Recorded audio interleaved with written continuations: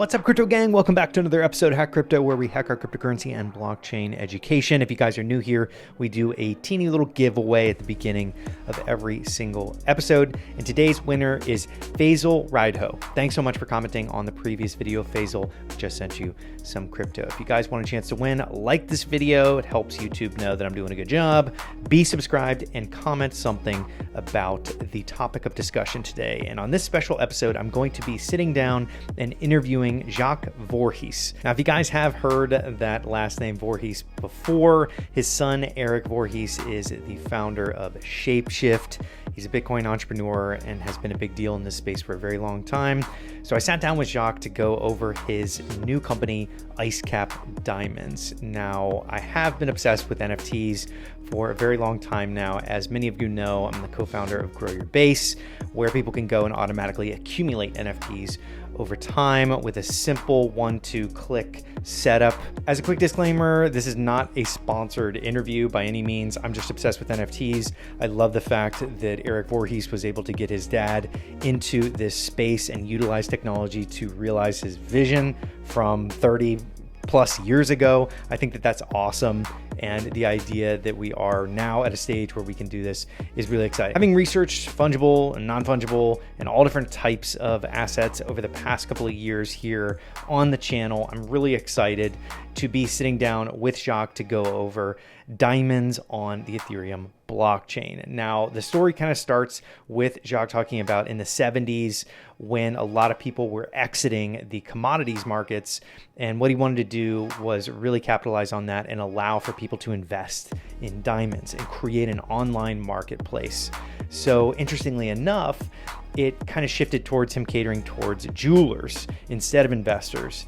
And, fast forwarding all the way to today, he is now able, using the current technology that is the Ethereum blockchain, he's able to open it up for investors. We are able to invest in this NFT that is backed by an actual diamond in a warehouse in New York City, which is super, super cool.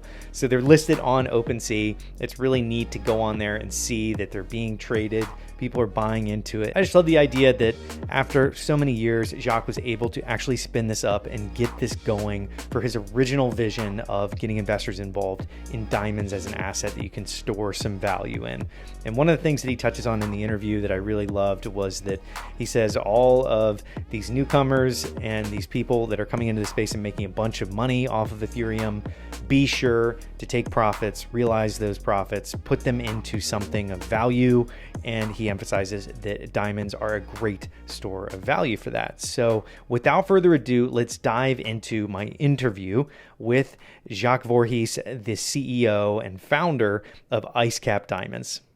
What's up, guys? I'm here with Jacques Voorhees, the CEO of Icecap Diamonds. How you doing, Jacques? Hey, I'm good. Thanks. Before we dive into Icecap, if you could just give the community, I guess, a quick background and your story as to what brought you to start Icecap. Yeah, the story of this, I'm going to go way back to the late 70s because it's quite relevant to what we're now doing today. I was a young kid who was out of a job, trying to figure out what I was going to do in life. And back then, and some of your listeners can probably appreciate this, we were dealing with very high inflation, but very low interest rates, much like today. And there was a flight of capital moving out of fiat currencies and into hard assets like gold and silver. And somewhere in there, someone had the great idea that we should take some of that money and move it into diamonds. And it gave birth to an industry called the diamond investment market, which at its height became $1 billion market in the United States. And the pitch was pretty simple, that you want to diversify your hard assets. Gold is good, silver is good, and you should also have diamonds, just as a way of diversifying your portfolio. So a friend of the family, my father's age, was sort of sucked into this as well and affiliated with a company that was marketing diamonds to investors. And he offered me a job being a salesperson for this. And I thought, well, that's an interesting idea. I took a 1-week trip to New York to take the Gemological Institute of America's diamond grading course. I figured I should learn something about the product, right? And the guy I sat next to was the son of the Diamond Dealers Club's president, the president of the Diamond Dealers Club in New York. And when the son heard what I was planning to do, he said, you need to meet my dad and hear what he has to say about this diamond investment industry. So I did. I got to meet the president of the Diamond Dealers Club, a very important guy. And he sat me down and said, you should turn down that job offer. I said, why? He said, because diamonds are not a good investment. And I said, why? And he said, because you can buy them easily, but you can't turn around and sell them. You buy them at retail, you sell them at sub-wholesale, and you're going to lose 50 to 60% of the value just in the in and out process of buying and liquidating. And in diamonds would have to go up a very large amount to recover that. And if you held them long enough, maybe they would, but it's just not a good investment when you have that kind of bid-ask spread going on. Well, he kind of crushed my career dreams at that point. And as I was driving home, I said, well, when we're part of it, I said, but look, all these people are buying diamonds for investment. And he said, yeah, but there's no two-way marketplace. When there's a downturn in the market, they're going to try to sell, and they're going to find there's no place to sell, and the whole market's going to crash. So as I was driving away, I was thinking, well, if there's this huge market for diamond investment and there's no two-way marketplace, which would make it all feasible, someone needs to start the two-way marketplace. And that is where my career came from. I became obsessed with the idea of doing that. I raised some startup capital, moved to New York, knew nothing about diamonds or investment or starting a business, just didn't know anything about any of it. And I pounded my head against the wall for, this is embarrassing, 6 years trying to get this thing going.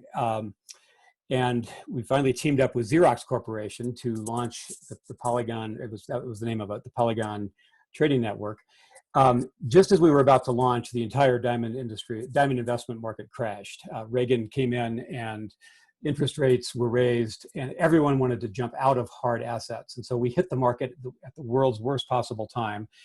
And every business that had set up to cater to the diamond investment market went out of business except Polygon. What we did was we retooled the platform so that it would appeal to the jewelry industry. Okay. It went on to become very successful and it revolutionized the way the diamond industry works at the wholesale level. Pretty much every solitaire diamond, which is the big diamond that would go into a ring, somewhere in its supply chain is traded on either Polygon or a Polygon-like trading platform, either at B2B or B2C level. So I became very well known in the industry. I'm sort of known as the father of online trading in the diamond industry. And that's my career, but very few people know that Polygon, which is today still a very big thing. I sold the company to a public company 10 years ago. I've been kind of a consultant ever since. Very few people in the diamond industry know that Polygon was started to be a trading platform for investors for diamonds. That's sort of a little known secret. Okay, that's very relevant. So jump ahead to about 9 months ago, and I was talking with my son, Eric. I think a lot of your viewers have heard of Eric Voorhees. He became obsessed with Bitcoin and crypto and blockchain almost 10 years ago now, and it's been great to see what he's done. Anyway, I was having breakfast with him, and over coffee, he said, "Dad, have you ever heard of something called non-fungible tokens?" I said, "No, I haven't. And what are they?" And he began explaining. Obviously, you guys know what they are. And I said, "This is great. Why are you telling me this?" And he said, "Because I think there's a real business opportunity here." And I said, "What?" He said, "Well, you could take a diamond, put it in a warehouse, and create a non-fungible token to represent ownership of that diamond. And that token could then be traded on trading platforms for non-fungible tokens." And I said, "Yeah. Point being what? Why would that be a good thing?" And he said, "Because you could then open up the diamond industry to the investment market." I just about fell out of my chair. And I said, "Eric, you know about Polygon, but do you know that Polygon was originally created to be a diamond investment marketplace?" And he said, "No, I had no idea that that's where it came from." So I told him that story. And I said, "So I know all the reasons in the world why you can't create a diamond investment marketplace. It's not going to work, blah, blah, blah. Because I've seen so many people try to do it. I tried to do it. I failed." And he started explaining to me how this could work with non-fungible tokens. And every question I had about it, he answered. I said, for example, "Well, wouldn't this token just be a warehouse receipt? How is it any different from a warehouse receipt that you might have for a bar of gold stored in a warehouse?" And he said, "Well, it is a warehouse receipt. That's what it would be. But it would be a crypto token that could be traded on platforms, unlike a regular piece of paper warehouse receipt. That's what would make it different, and the blockchain would keep it honest and so forth. Anyway, the more I thought about it, the more I realized he's onto something. That I really could go back to my roots when I was a young kid in the 70s and reprise my role of opening up the diamond industry legitimately to investors. And so that's what I've been doing ever since. I started the company Icecap. Eric became an investor in it. We've had other investors since. And we opened for business in late July. And it's going well. We're already ahead of our sales goals through September. So so far, so good. And we think that this might ultimately be able to turn into $1 billion business with perhaps as much as a $10 billion global demand from the investment community. Mm-hmm. That's the short or long version. Got it. Yeah, I definitely gained a lot of appreciation for diamonds when I bought my wife engagement ring, and it was like going into the store and learning about the carat, the cut, the 4 C's. Yeah, the 4 C's. Learning about those was pretty mind-blowing, and learning about the whole process and everything like that. So immediately when you say that, you can have this almost receipt of the warehouse as an NFT, I can immediately picture those 4 attributes being ways of applying scarcity and applying these unique ways of viewing each one of these assets. So do you guys have a marketplace yourself on Icecap, or are you guys openly trading on like OpenSea or any of these other types of we do not have one ourselves. We thought there was no reason to reinvent the wheel. Mm-hmm. We're aligned with OpenSea, and if you go to OpenSea and type in Icecap, you'll go right to the page where we have about 35 NFT tokens representing ownership of diamonds, which are stored in a vault in New York. And you can buy them very easily. The thing that is most important to know about this business is that if you want to, and we actually encourage this, you don't need to merely hold on to the token. You can redeem the token and take the diamond and enjoy the diamond in the meantime. So you can be an investor in diamonds and trade the token for the diamond, enjoy the diamond. Let's say 2, 3, 4 years go by, you want to liquidate. You can then re-tokenize the diamond. We charge $25 for that to re-tokenize it, and it can go right back up there on OpenSea, and hopefully we'll use groups like Fixura and other trading platforms as this gets bigger and bigger. So that means you not only can enjoy the asset, but you have a tokenized product that you're able to buy and sell at very little spread. Remember, going back to the Diamond Dealers Club guy that said you'd lose 50 to 60% every time you bought and sold. Mm-hmm. If you buy one of these tokens on OpenSea today and sell it the next day to another investor, if you can find another buyer, we're quite new, and obviously it's a thin market at this point, but you're only incurring a 1% OpenSea transaction fee on the entire transaction. So the point is you're buying and selling at the same price level in the industry. You're not buying at retail and selling down here at sub-wholesale. And that's what makes the whole thing work. Mm-hmm. Yeah, so how does the redemption process work? I know, you mentioned that. What would that look like if I wanted to redeem one of my... Right. So let's say you've bought one of these tokens. You have a non-fungible token sitting in your wallet, and you want to redeem it. You go to our website, icecap.diamonds, mm-hmm. and one of the drop-down menu bars gives you the choice to redeem a token. So you click on that, and that takes you to a little wizard interface that extracts from you all the information we need to send you that diamond: your name, your shipping address, blah blah blah. And that's also where we have to do what's called KYC screening, know your customer. We have to make sure you're not an illegal person and stuff like that. And it's important that we do it at that point, because that means we don't have to do it before we are sending the diamond. So the diamond can get traded back and forth without any KYC issues or even any sales tax issues. But the moment you are redeeming it, then the regulatory environment changes, and we need to KYC it. We also need to find out if there's sales tax applicable. In some cases, there would be. Mm-hmm. And anyway, after you fill this out, we look at it, we find out where you're located, so we figure out the shipping cost, and the tax, if there is any needed to be collected. And we send you an email saying, this is what you need to send us. And we're doing one just yesterday. A guy was redeeming his diamond, and he owed us $55. So he PayPal'd us $55, and his diamond goes out today. to an address in California. So it's pretty simple. You simply pay those extra fees and give us your shipping information, and we overnight you the diamond. Got it. Got it. Yeah. And then if you want to retokenize, you just reverse the process, basically. Got it. And in terms of fees, how do you guys make money off of this? Is it warehouse fees? Is that kind of where the... No, we mark up the diamonds that we're selling. And just to put this in perspective, a typical retail jeweler in today's world, not what it used to be, but in today's world, a typical retail jeweler for a bricks and mortar store is going to mark up a diamond somewhere around 25 to 50%, speaking generally. Mm-hmm.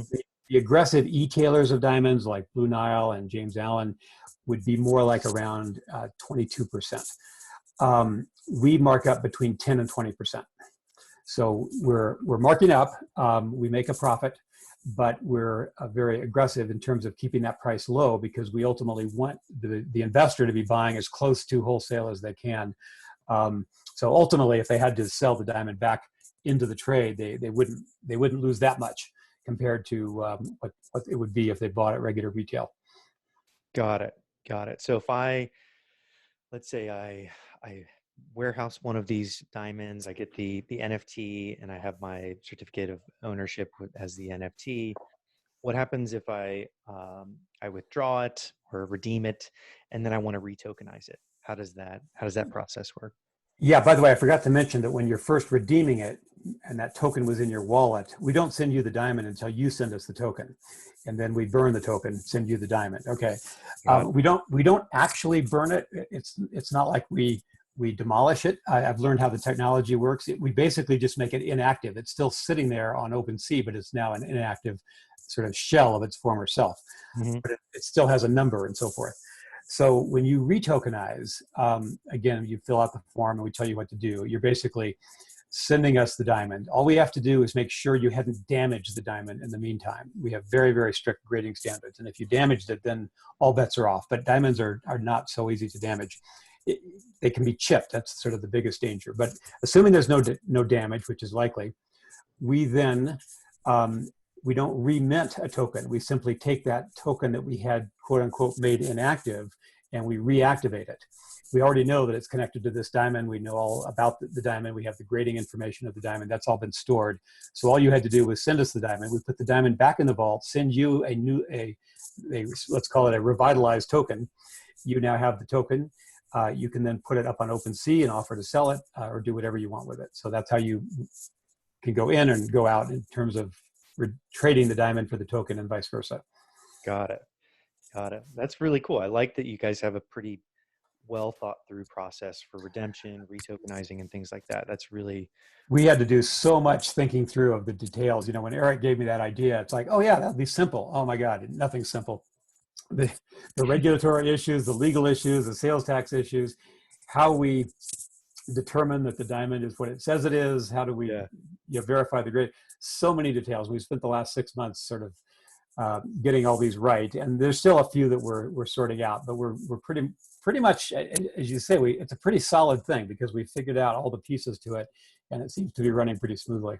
Yeah, and that kind of is my next initial question that you touched on there was in terms of keeping and allowing quality only in the diamonds. What's your process for vetting in terms of if somebody sends 100 of these cubic zirconium diamonds, you guys are using professional jewelers to analyze and make sure that they're real diamonds before you... Well, let me slow you down because we don't do it quite that way. Okay. There may come a point in the future where we open ourselves up to receiving diamonds from the public, tokenizing them, putting them up on OpenSea.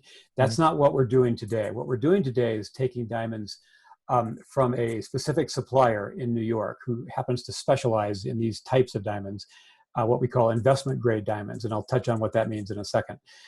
He buys his diamonds directly from De Beers, one of only 80 companies in the world that have the right to buy directly from De Beers. So he's what's called a diamond manufacturer. He produces the finished stone. So he's our supplier. And we take diamonds from him. And let's talk about now what we mean by investment grade diamonds. I'm going to give maybe more information than you want to know, but you mentioned the 4 C's of diamond grading: color, clarity, carat weight, and cut quality.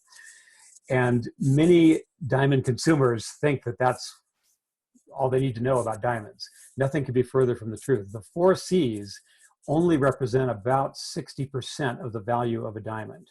The remaining 40% is not covered by the 4 C's.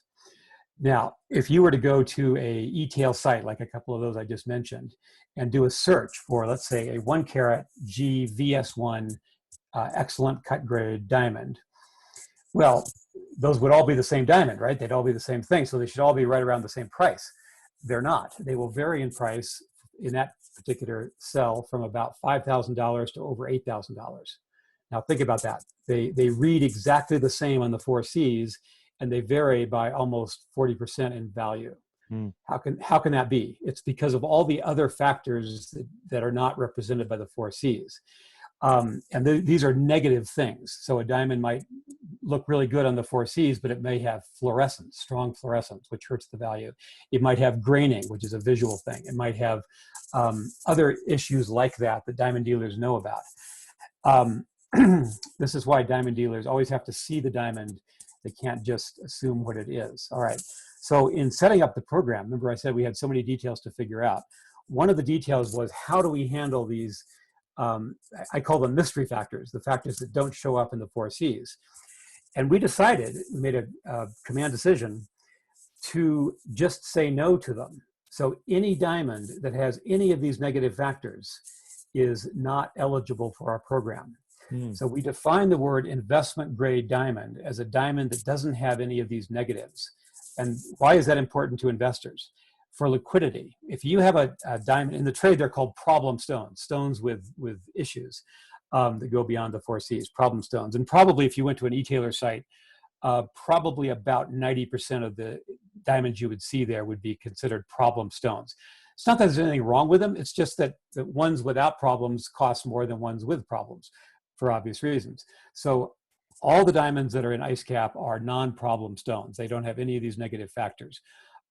We just screen them out entirely.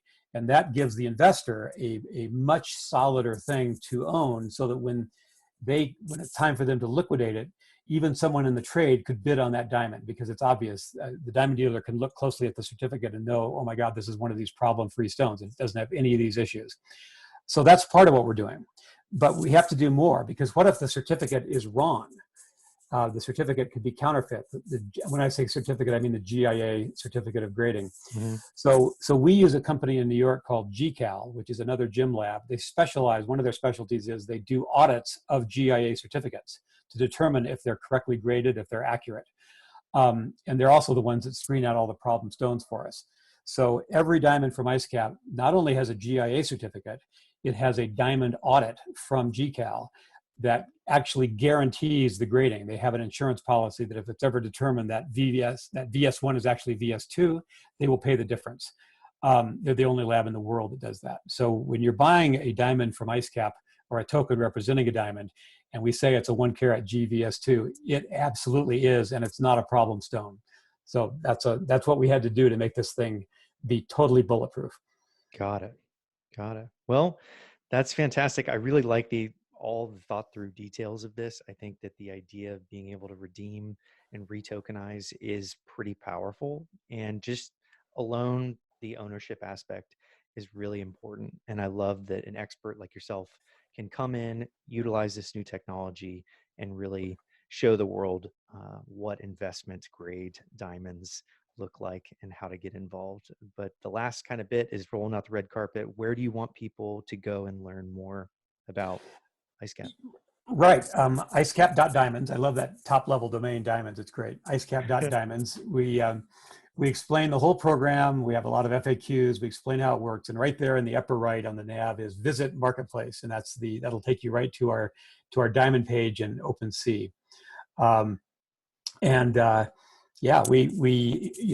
Crypto's been doing great in the last few months. And those people that own crypto, they're probably feeling pretty good about their holdings. But those who have made some profits and they're looking to maybe lock in those profits and diversify, we encourage them to go to OpenSea, buy a diamond token, and Don't leave it in the vault. Don't leave it as a token.